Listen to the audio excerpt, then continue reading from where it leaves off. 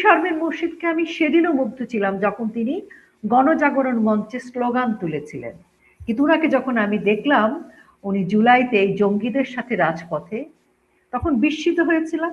উনি যখন উপদেষ্টা হয়েছেন তখন আমি বুঝে গেলাম যে তার মানে কি, তার মানে এই এই সকল মানুষজনের এতদিনের যা আচার আচরণ ছিল সেটি ছিল ভনিতা মুখোশ। রোকেয়া প্রাচী, আমার মনে হয় মুনমুন শারমিন শামস একটা মানে একটা ভালো সঠিক কথা বলেছে। আমরা অনেকেই দেখি খুব বিস্মিত হচ্ছে যে জামায়াতে আমির আল জাজিরা এত বড় একটা কথা বললে যে কোনোদিন নারী প্রধানমন্ত্রী হতে পারবে না। বিস্মিত হওয়ার কি আছে? এক নম্বর প্রশ্ন। কারণ তারা তো চিরকালই এরকমই ছিল। বরং জামাতকে আপনি একটু নম্বর দিবেন, কারণ তারা তো সততার সঙ্গে স্বীকার করেছে, তাই না? সো তাদেরকে একটু তো নাম্বার দেওয়াই উচিত। তার চেয়েও বড় কথা, যেই সব নারীরা আপনার এই জামাতকে প্রত্যক্ষভাবে পরোক্ষভাবে এখনো সমর্থন দিয়েছে, যারা নিজেরা ব্যক্তিগত জীবনে তাদের জীবন যাপনে আমরা যতটুকু দেখি জানি বুঝি কোনোদিনও জামাতের এই মতাদর্শের পক্ষে নয়, তারা কি কারণে এই জামাতকে সমর্থন দিয়ে যাচ্ছে? আপা আপনার আনমিউট করতে হবে। অনেক ধন্যবাদ সুলতানা, এবং আমার সাথে আরো যে দুজন আছেন, মুনমুন, শারমিন শামস এবং আমার প্রিয় অরুণা দিদি। ধন্যবাদ সবাইকে। এবং মুনমুন শারমিন শামস যা বললেন সেটার সাথে আমি অবশ্যই একমত, আমি যুক্ত করছি আরো। আমি একেবারেই জামাতের কর্মকাণ্ডে 5ই আগস্ট 2024 থেকেই যা কিছু ঘটেছে এবং সেই ধারাবাহিকতায় জামাতের আমিরের যে ইন্টারভিউটা, আমি মনে করি যে শুরু থেকে গল্পটা বলে বলে এসে উনি লাস্টে একটা ট্যাগ লাইন করেছেন। আমি মোটেও মানে 5 আগস্ট পরবর্তী সময় থেকে একটু মানে বিস্মিত নই, বরং তারা প্রকৃত অর্থে যতখানি ধ্বংসাত্মক, যতখানি নেগেটিভ, তার অর্ধেকও আমরা এখনো দেখিনি। যথেষ্ট ভালো প্রেজেন্টেশন চলছে ওনাদের পক্ষ থেকে। 1971 সালের মুক্তিযুদ্ধের সেই ধর্ষণের ইতিহাসের ছবিগুলো, ডকুমেন্টারিগুলো দেখলেই বোঝা যায় যে আসলে তাদের ইতিহাসটা কেমন কদর্য ছিল। এবং সেই কদর্যতার ইতিহাস থেকে শুরু করে আমরা শুধুমাত্র টিজার দেখেছি গত 17 মাসে। যেটা দেখেছি সেটা টিজার, এবং উনি যে কথাটি বলেছেন সেটি একেবারেই সুলতানা যেমনটি বললেন যে বরং সত্য কথা বলে দিয়েছে, ঠিকই। কিন্তু কথা হচ্ছে এই যে 17 মাস ধরে যে টিজার গুলো চললো, নারীদের উপরে তৌহিদি জনতা নামের যে একটি উদ্ভব হলো একটি গোষ্ঠীর, তাদের যে ধরনের মোরাল পুলিশিং, যে ধরনের সহিংসতা নারীদের উপর, সেটা যখন আধুনিক প্রগতিশীল অত্যন্ত অসাম্প্রদায়িক চেতনার, অত্যন্ত জীবনযাত্রায় ভিন্নতর একটা জীবনযাত্রায় করেন সেরকম মানুষজন যখন সেটাকে সাপোর্ট করে গেছেন কিংবা মৌনও থেকেছেন, সেটি আমার কাছে বিস্ময় লেগেছে। যে এবং যে মানুষগুলো, সুলতানাও এই প্রশ্নটা করেছেন, না করলেও আমি এই প্রশ্নের কথাটি বলতাম, যে সেই মানুষগুলো যাদেরকে আমরা অন্যভাবে দেখেছি, আমি একদম নাম ধরেই বলবো, আমারও তো রাগ ঢাক নেই। আমি শারমিন মুর্শিদ আপাকে যে মুক্তির গানে দেখেছি সেই সময়ের মেয়েটি, আমি কিন্তু উনাকে দেখে তখন মুগ্ধ ছিলাম। এই শারমিন মুর্শিদকে আমি সেদিনও মুগ্ধ ছিলাম যখন তিনি গণজাগরণ মঞ্চে স্লোগান তুলেছিলেন, কিন্তু উনাকে যখন আমি দেখলাম উনি জুলাইতে এই জঙ্গিদের সাথে রাজপথে, তখন বিস্মিত হয়েছিলাম। উনি যখন উপদেষ্টা হয়েছেন তখন আমি বুঝে গেলাম যে তার মানে কি, তার মানে এই এই সকল মানুষজনের এতদিনের যা আচার আচরণ ছিল সেটি ছিল ভনিতা মুখোশ। এবং বিশেষ করে কোনো সুযোগ সুবিধা, অর্থনৈতিক লেনদেনের বিনিময়ে তারা এই জঙ্গিবাদ, উগ্রবাদ, মৌলবাদ, এই সাম্প্রদায়িক অপশক্তিকে সমর্থন করছে, তাদের সারথি হয়েছে। যে বাঁধন জুলাইতে এবং এখনো কথা বলে, যে চমক কথা বলে, তাদের জীবন যাপন প্রণালী কি ছিল? আজকে তারা কেন হ্যাঁ ভোটের অ্যাম্বাসেডর হয়েছে? আজকে তারা জামাতের উত্তরসূরিদের সাথে কাজ করছে, জামাতের সাথে মিলেমিশে একাকার হয়ে গেছে। আজকে তাদের মনেও এতটুকু চিন্তায় আসে না যে বাংলাদেশের মেয়েদের উপরে কি ঘটছে, বা জামাতের আমির যে কথাটি বলেছে সেটি তো 5 তারিখ থেকে ঘটে চলেছে। তো এই বিষয়গুলোকে তারা কেন সমর্থন করছে? ব্যক্তিগত স্বার্থের প্রয়োজনে। এবং তারা একটা প্রজেকশন করছে এরকম যে এই এই এই তাদের এই সমর্থন, তারা আইকন, তারা ফেমাস সেলিব্রিটি, তাদের ফলোয়ার আছে, তারা সেই সেই মানুষদেরকে আবারও বিভ্রান্ত করবার জন্য তখনও যেমন রাজপথে এসেছিল, এখনো তারা সরব। এখন দায়িত্বটা আমাদের বেড়ে গেছে। আপনি আগে যেমন জামাতের মোটা দাগের যে অত্যাচার, নিপীড়ন, সহিংসতা বা মাইন্ডসেট, যে নির্দেশনা বা মেয়েদেরকে যেভাবে ঘৃণিতভাবে দেখা, সেটা আমরা শুধু জামাতকে ফেস করতাম। আজকে জামাত একক না, আজকে জামাতের সাথে আপনার আধুনিক ঘাপটি মারা গুপ্ত সেই সকল মুখোশধারীদেরকেও আমাদের ফেস করতে হচ্ছে। আমাদের চ্যালেঞ্জটা বেড়ে গেছে, আমাদের জন্য পথটা কঠিন হয়েছে।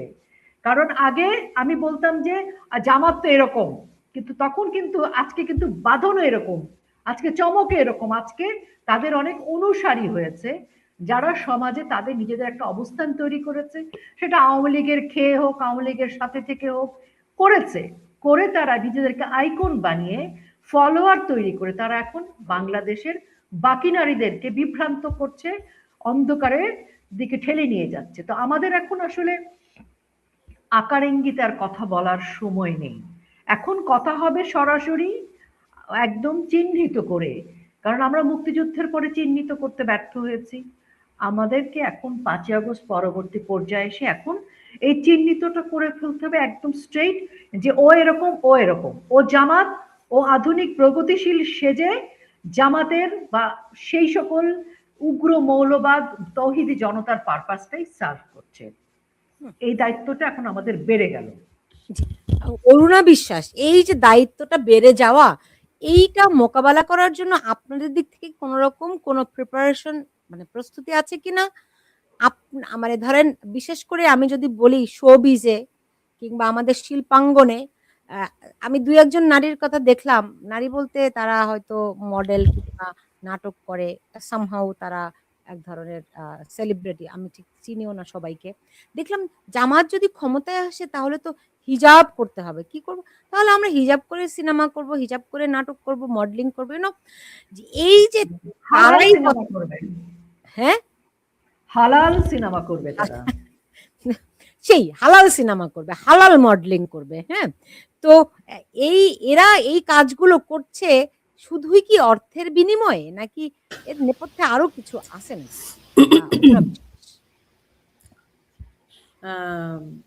সেটা হচ্ছে, ধন্যবাদ সুলতানা, এখানে যারা আছে, প্রাচী আছে, কিছুক্ষণ আগে তো আমরা শুরু করে আসলাম, মুনমুন, তোমাকে আমি ফলো করি।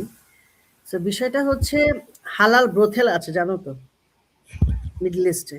সো হালাল ব্রোথেল মানে তো আর বাংলায় না বলি, যদি কেউ গুগল করতে চায়, পড়াশোনা তো করে না বাঙালিরা, মাথায় তো কিছু নাই, গোবরও নাই এদের।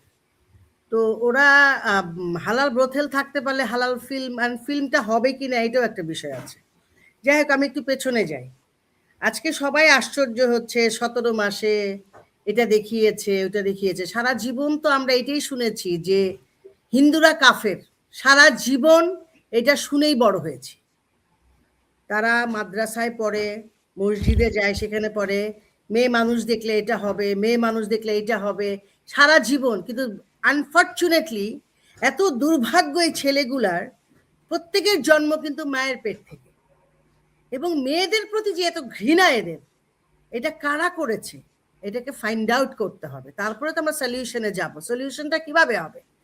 ওদের রক্তের মধ্যে ঢুকে গেছে মেয়ে মানুষ, মেয়ে মানুষ মানে চাষের জমি, এটা ওদের বইতে আছে, ওদের আচরণে আছে, ওদের আচারে আছে, আচার আচরণ সব জায়গায়। এইগুলো, এই শব্দগুলো থেকে যেই সব মানুষ বেরিয়ে আসতে পেরেছে তারাই আসলে সত্যিকারের মানুষ। কিন্তু আমাদের বাংলাদেশের যারা শিক্ষিত, যারা মানে মানে তথাকথিত শিক্ষিত, যেমন সলিমুল্লাহ খানের মতো শিক্ষিত যারা আর কি, বা ওই যে কিনা আমার একজন আছে না, আর যে লম্বা ইদানিং লন্ডন থেকে চুরি চুরি করে আসছে, কি ব্যারিস্টার কি জানি বলেন না, ওই চোর না, ব্যারিস্টার বলে, শাহরিয়ার কবির, লম্বা এবং চুরি করে এসেছেন। যাই হোক, সেই লোককেও যখন সেই লোককে দেখি বলে আমি টাকা দিয়েছি, তুই টাকা পাইলি কিন্তু চুরি করে টাকা আনছিস, তারপর তুই টাকা দেস, মানুষ চোর। তো এরা হচ্ছে আমাদের বাংলাদেশকে এই করবে। তা আমাদের নারীরা চমকের নাম বারবারই প্রাচী বলতেছে, তোমার মুখে কি ওর নাম মানায় বলো? হুইসি ভাই, হুইসি। চমক আর বাঁধন না।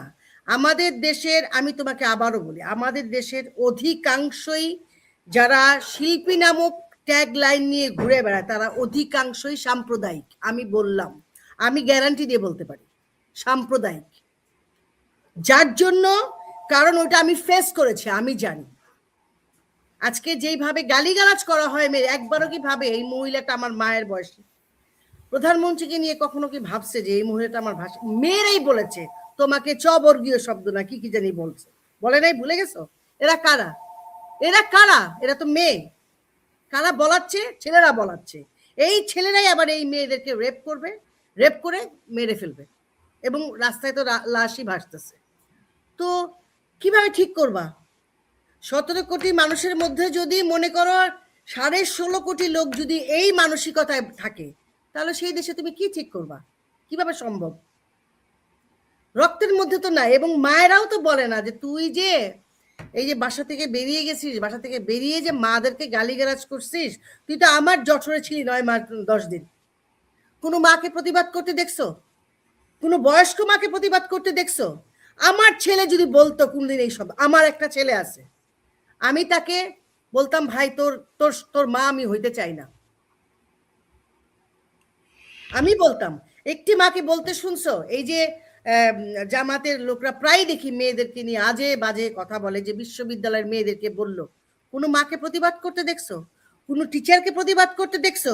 এই যে আরশ কাপেনা বললো, সেই মহিলা কই? আরশ কাপানি আপা, উনি কই? উনি কিছু বললেন না কেন? শায়ান কোথায়? Where is Shayan? Where is Badhan? ওরা কোথায়? ওদের আরশ কাঁপে না, ওরা হিস্সা নিয়ে ব্যস্ত। মানে তুমি যে সময়টুকু আমার সঙ্গে থাকছো সেই হিস্সাটা দিয়ে যাবে, সেটা তাই না? হিস্সা চাচ্ছে ওরা। কত নির্লজ্জ বেহায়া হইতে পারে, হিস্সা চায়। ওই নীলা আশরাফি এখন থেকে আওয়ামী লীগের পক্ষে কথা বলে, আর আওয়ামী লীগের মানুষগুলো লাফাইতেছে। নীলা আশরাফি কথা বলছে।